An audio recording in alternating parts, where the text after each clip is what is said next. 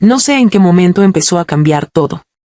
Tal vez fue el día que lo vi por primera vez, cuando entró en la habitación con esa serenidad que parecía detener el ruido del mundo.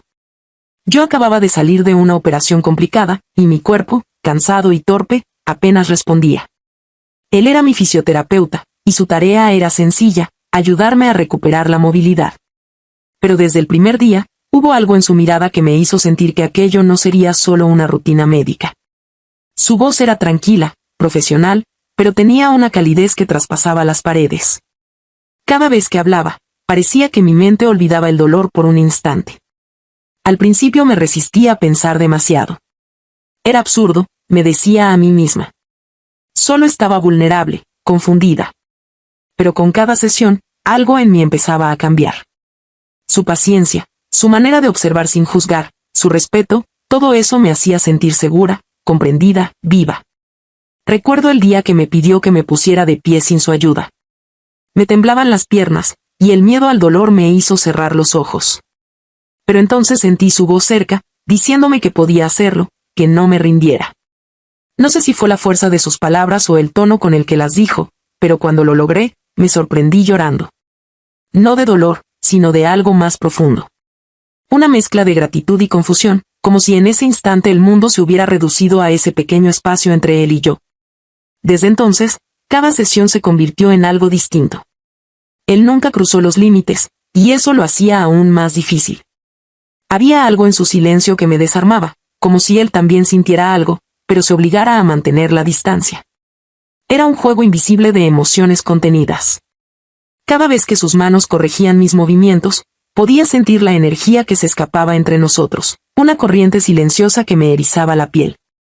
Una tarde, mientras el sol entraba por la ventana, le pregunté por qué había elegido ese trabajo. Sonrió apenas, y dijo que había perdido a alguien que también necesitó ayuda una vez, y que desde entonces decidió dedicarse a sanar a los demás. No pregunté más. Su respuesta fue suficiente para entender que él también conocía el dolor.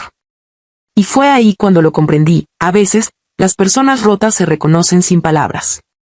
Pasaron las semanas, y cada encuentro se volvió una mezcla de esperanza y culpa. No debía sentir lo que sentía, pero no podía evitarlo. Empecé a cuidar mi aspecto, a arreglarme un poco antes de sus visitas, como si algo en mí quisiera que notara ese pequeño esfuerzo. Él, sin embargo, mantenía su compostura, su ética impecable. Pero sus ojos, esos ojos que evitaban los míos más de lo necesario, decían algo distinto. Una mañana, mientras me ayudaba a caminar por el pasillo del hospital, tropecé y él me sostuvo con firmeza. Por un segundo, quedamos tan cerca que podía oír su respiración. Todo mi cuerpo se tensó, no por el dolor, sino por esa sensación de vulnerabilidad y deseo mezclados. Él apartó la mirada de inmediato, se alejó un poco y dijo algo sobre mantener el equilibrio. Pero su voz tembló. Y ese temblor fue suficiente para confirmarlo, no estaba sola en lo que sentía. Esa noche no pude dormir. Daba vueltas en la cama, recordando cada gesto, cada palabra. Me odiaba por pensarlo, por imaginar lo imposible. Pero también me odiaba por necesitarlo, por sentir que solo con él podía volver a ser yo. En mi mente se mezclaban imágenes confusas, la del dolor físico que poco a poco desaparecía y la del vacío emocional que crecía con fuerza. ¿Era eso lo que realmente necesitaba curar? Al día siguiente, él llegó más serio que de costumbre. No hubo bromas, ni esa sonrisa que solía aparecer al inicio. Trabajamos en silencio, cada uno atrapado en sus pensamientos. En un momento, nuestras manos se rozaron sin querer, y ambos nos detuvimos. No hizo falta decir nada. Su respiración se aceleró apenas, la mía también. Fue un segundo, pero me pareció eterno. Luego, dio un paso atrás y dijo con voz baja, «Tenemos que mantener esto profesional». Asentí sin responder. Pero por dentro sentí un nudo en el pecho, una mezcla de tristeza y deseo reprimido. Supe que tenía razón. Supe que era lo correcto. Pero también supe que, después de ese día, nada sería igual. Esa noche me miré al espejo largo rato. Ya no era la misma mujer que había llegado débil y asustada. Mi cuerpo estaba más fuerte, sí, pero mi corazón estaba cansado. Me había acostumbrado a su presencia, a su calma, a esa forma silenciosa en que me hacía sentir vista. ¿Qué iba a pasar cuando terminara mi tratamiento? ¿Cómo iba a volver a la vida sin esa voz que me sostenía, sin esas manos que, sin querer, habían sanado más que mis heridas físicas? El sonido del reloj marcó las 12. Afuera llovía. Cerré los ojos y deseé que el tiempo se detuviera, solo un poco más. Porque en el fondo, sabía que esa historia, aunque no debía comenzar, ya había empezado. Pasaron los días y las sesiones comenzaron a espaciarse. Mi cuerpo ya estaba casi recuperado, y cada nuevo encuentro con él se sentía como una despedida silenciosa. No hablábamos de eso, pero ambos sabíamos que el final estaba cerca.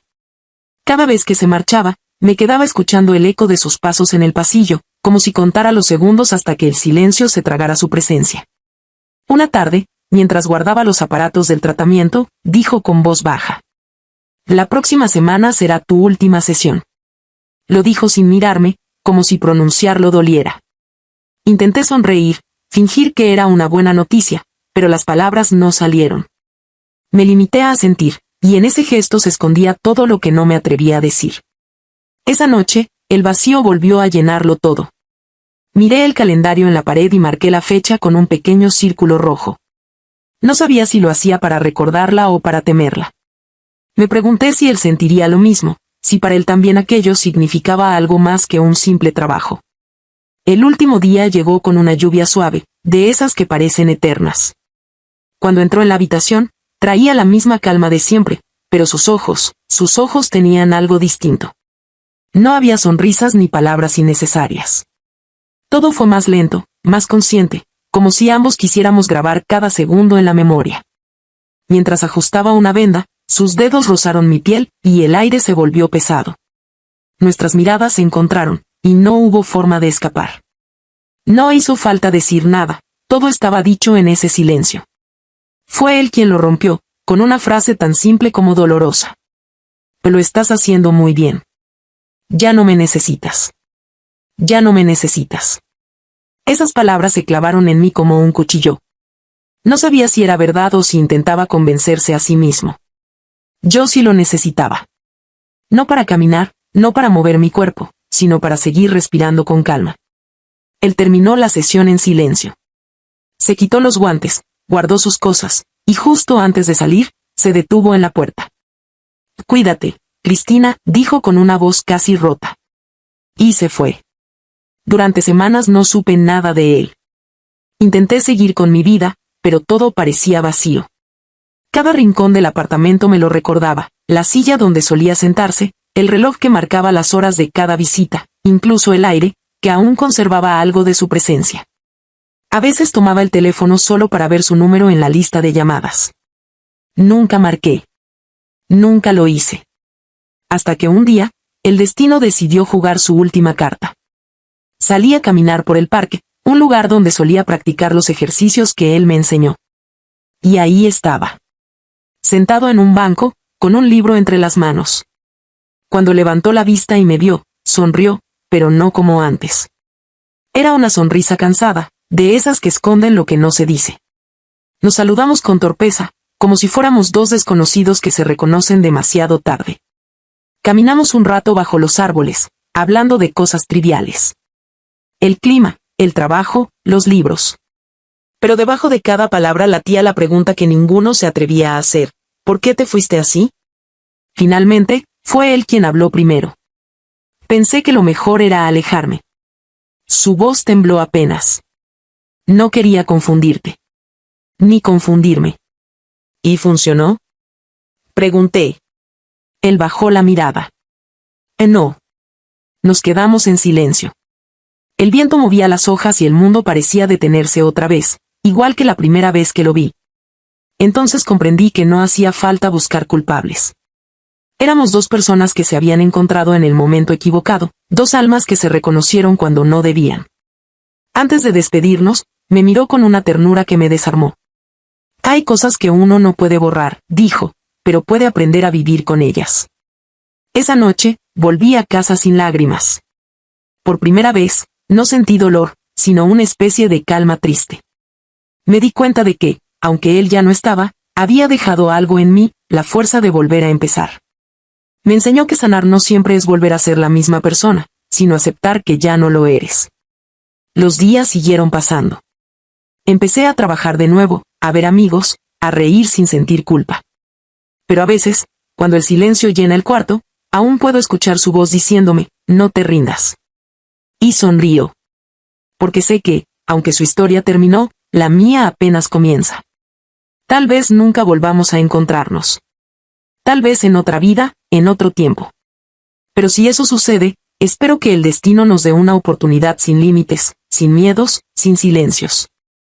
Porque a veces, las almas que se curan juntas están destinadas a recordarse siempre, aunque se pierdan en el camino.